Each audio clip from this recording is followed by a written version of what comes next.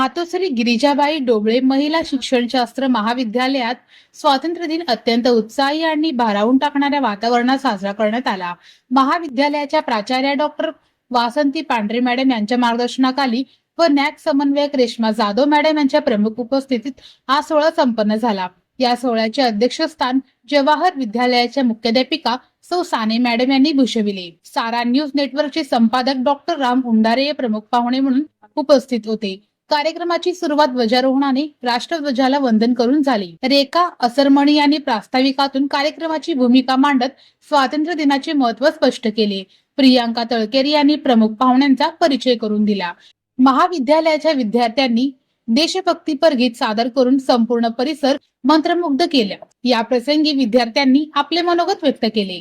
कार्यक्रमाचे सूत्रसंचालन कोमल राठोड यांनी केले। यावेळी प्राध्यापक रुपाली साळुंके, प्राध्यापक डॉक्टर देवकांत गुरव, प्राध्यापक सायरी शिरगुंपे, प्राध्यापक जयश्री पाटोळे, श्री दसाडे सर उपस्थित होते।